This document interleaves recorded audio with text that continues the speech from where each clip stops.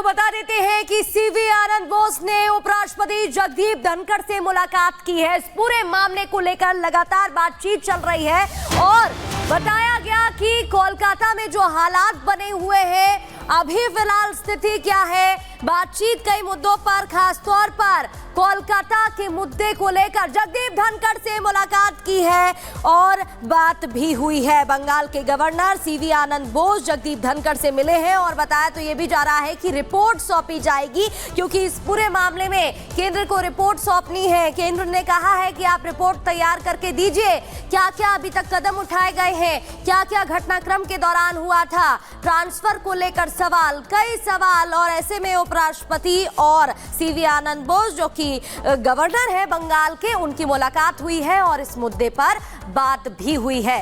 इतना ही नहीं, रिपोर्ट सौंपने को भी कहा गया था, रिपोर्ट भी सौंपी जाएगी। उस रिपोर्ट में पूरा डेटा होगा, पूरी जानकारी होगी, इतने दिनों से क्या हुआ, क्या क्या अभी तक जांच हुई है, क्या क्या सबूत मिले हैं, कैसे बीच में ट्रांसफर कर दिया जाता है, जो मामले सामने आ रहे हैं उसमें कितनी सच्चाई है, क्योंकि केंद्र ने भी इसको लेकर रिपोर्ट तलब की थी, रिपोर्ट मांगी थी। उपराष्ट्रपति जगदीप धनखड़ से मिलने बोस आनंद बोस पहुंचे और दोनों के बीच मुलाकात भी हुई है और बातचीत भी हुई है।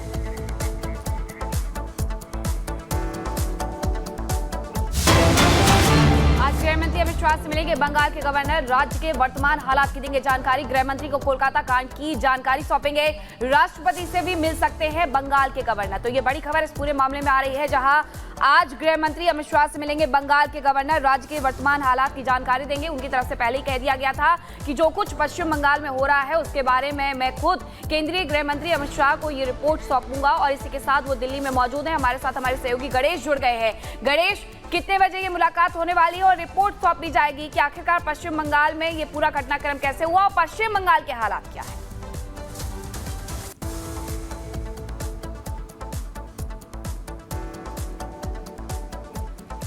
गणेश, आवाज मिल रही है?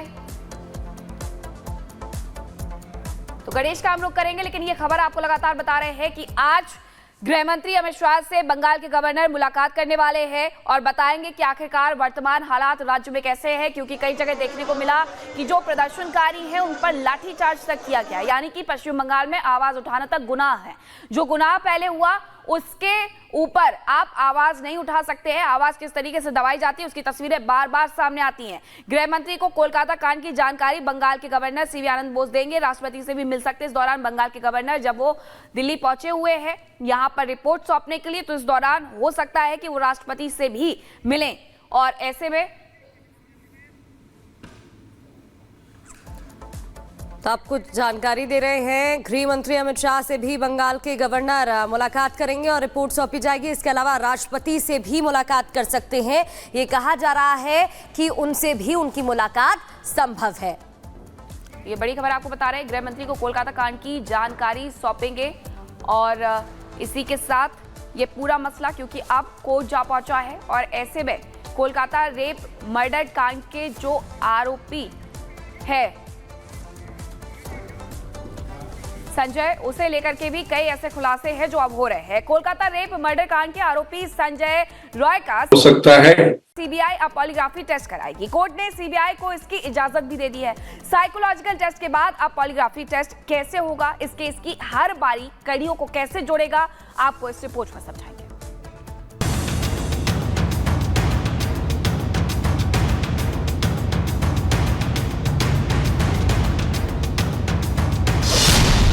शैतान का उतरेगा नकाब, दरिंदा उगलेगा हर राज।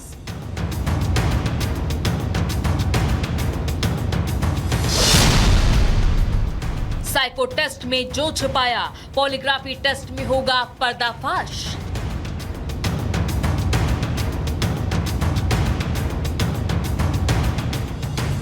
जी हां, कोलकाता रेप मर्डर केस में सीबीआई को आखिरकार अदालत से आरोपी संजय राय के पॉलीग्राफी टेस्ट की इजाजत मिल चुकी है और इसी के साथ तय हो गया है कि अब कोलकाता कांड के सारे किरदारों से नकाब हटने का वक्त करीब आ चुका है, क्योंकि पहले ही साइको टेस्ट के जरिए आरोपी संजय राय की आपराधिक मानसिकता को समझ चुकी सीबीआई अब पॉलीग्राफ टेस्ट के जरिए ये पता कर लेगी कि दरिंदा संजय राय कितना झूठ और कितना सच बोल रहा है।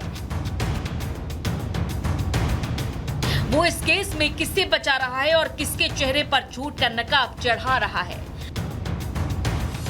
राय की पॉलीग्राफी टेस्ट की इजाजत मिलना इस केस के खुलासे में कितना अहम साबित हो सकता है, इसे ऐसे समझिए कि सूत्रों के मुताबिक सीबीआई ने इस मामले में अब तक जो कुछ भी आरोपी से उगलवाया है और क्राइम सीन से जितने भी सबूत इकट्ठे किए हैं, वो वारदात के पीछे एक बड़ी और गहरी साजिश की तरफ इशारा करते हैं।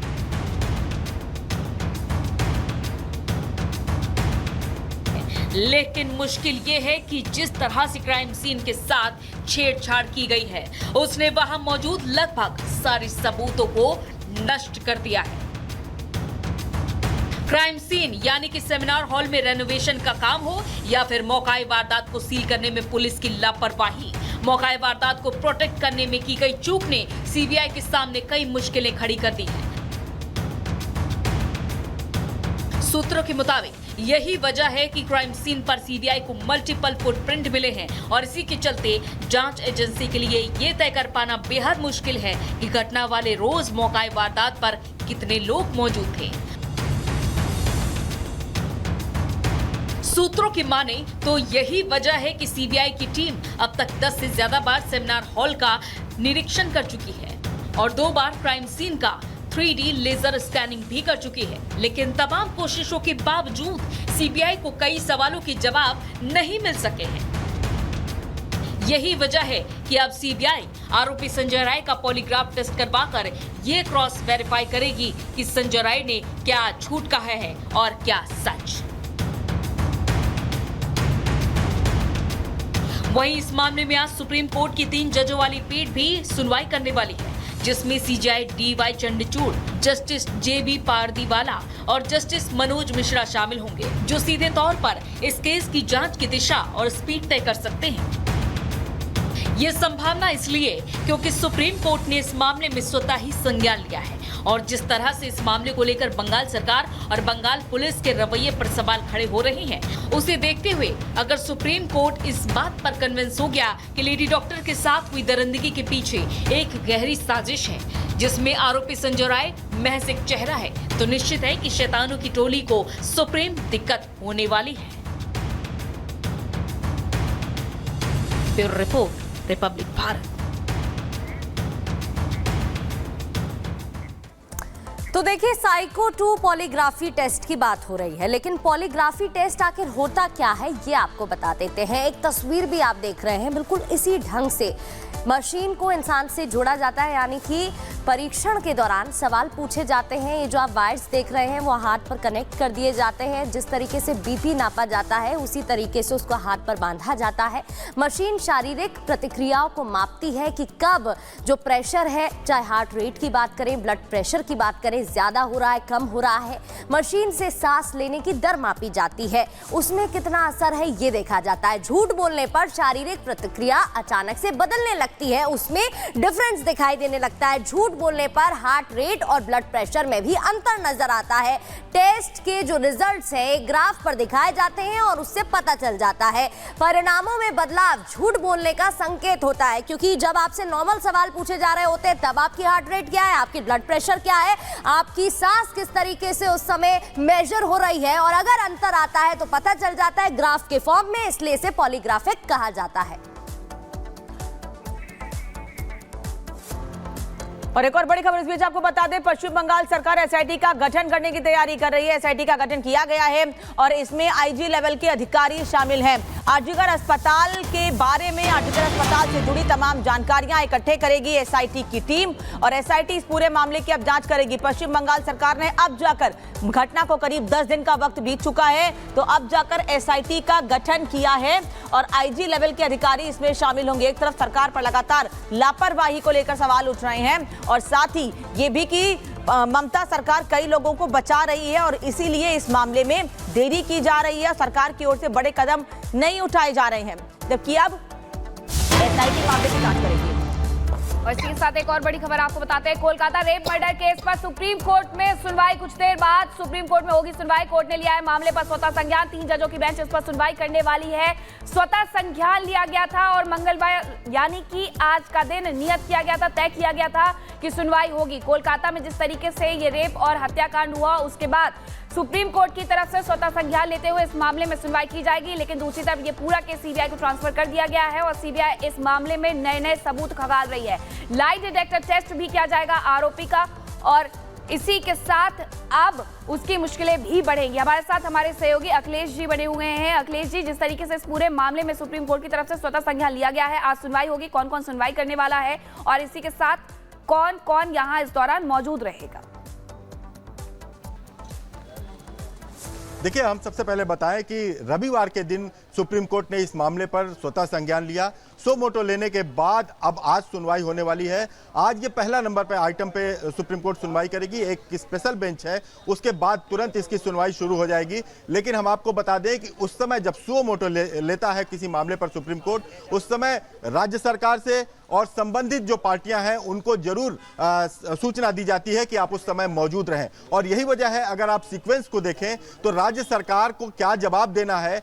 जो सो मोटो लिया सुप्रीम कोर्ट ने, उसके बाद राज्य सरकार ने एक एसआईटी का गठन कर दिया। यह भी दर्शाता है कि राज्य सरकार सुप्रीम कोर्ट में अपने फेस सेविंग की कोशिश पूरी करेगी। और जहां तक सुप्रीम कोर्ट की सुनवाई का मामला है, यह चूंकि हाईकोर्ट इस मामले में सुनवाई कर रहा है, हाईकोर्ट इसमें सीबीआई जांच दे चुका है, हाईकोर्ट फटकार लगा चुका है। हाईकोर्ट ने कहा है कि ये टोटल स्टेट का फेल्योर है, लेकिन उसके बावजूद देश में जिस तरह से पूरे डॉक्टरों की हड़ताल चल रही है, ये दायरा बहुत बड़ा है, पूरे देशव्यापी आंदोलन है डॉक्टरों का। और चूंकि हाईकोर्ट में का दायरा इतना सीमित है, इसलिए सुप्रीम कोर्ट ने इस पे संज्ञान लिया है कि आखिर डॉक्टरों की जो